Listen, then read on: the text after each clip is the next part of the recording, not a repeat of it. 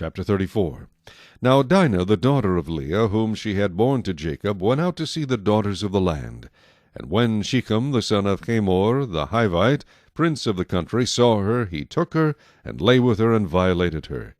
His soul was strongly attracted to Dinah, the daughter of Jacob, and he loved the young woman, and spoke kindly to the young woman. So Shechem spoke to his father Hamor, saying, Get me this young woman as a wife. And Jacob heard that he had defiled Dinah his daughter. Now his sons were with his livestock in the field, so Jacob held his peace until they came. Then Hamor, the father of Shechem, went out to Jacob to speak with him. And the sons of Jacob came in from the field when they heard it.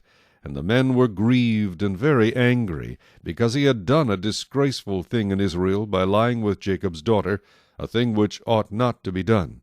But Hamor spoke with him, saying, The soul of my son Shechem longs for your daughter. Please give her to him as a wife, and make marriages with us. Give your daughters to us, and take our daughters to yourselves. So you shall dwell with us, and the land shall be before you. Dwell and trade in it, and acquire possessions for yourselves in it.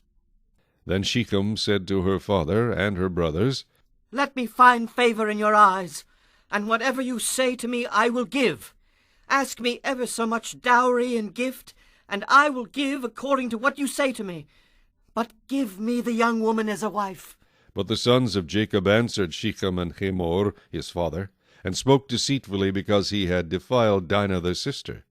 And they said to them, We cannot do this thing, to give our sister to one who is uncircumcised, for that would be a reproach to us. But on this condition we will consent to you. If you will become as we are, if every male of you is circumcised, then we will give our daughters to you, and we will take your daughters to us, and we will dwell with you, and we will become one people.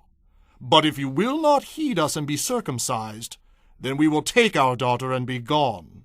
And their words pleased Hamor and Shechem, Hamor's son. So the young man did not delay to do the thing, because he delighted in Jacob's daughter. He was more honorable than all the household of his father. And Hamor and Shechem his son came to the gate of their city, and spoke with the men of their city, saying, These men are at peace with us. Therefore let them dwell in the land and trade in it. For indeed the land is large enough for them. Let us take their daughters to us as wives, and let us give them our daughters. Only on this condition will the men consent to dwell with us, to be one people. If every male among us is circumcised as they are circumcised, will not their livestock, their property, and every animal of theirs be ours? Only let us consent to them, and they will dwell with us. And all who went out of the gate of his city heeded Hamor and Shechem his son. Every male was circumcised, all who went out of the gate of his city. Now it came to pass on the third day, when they were in pain, that two of the sons of Jacob, Simeon and Levi, Dinah's brothers, each took his sword, and came boldly upon the city, and killed all the males. And they killed Hamor and Shechem his son with the edge of the sword, and took Dinah from Shechem's house, and went out. The sons of Jacob came upon the slain, and plundered the city, because their sister had been defiled.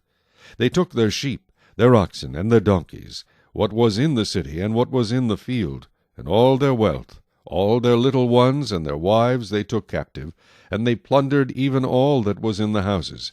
Then Jacob said to Simeon and Levi, You have troubled me by making me obnoxious among the inhabitants of the land, among the Canaanites and the Perizzites.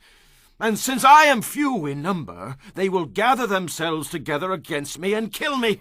I shall be destroyed, my household and I. But they said, Should he treat our sister like a harlot?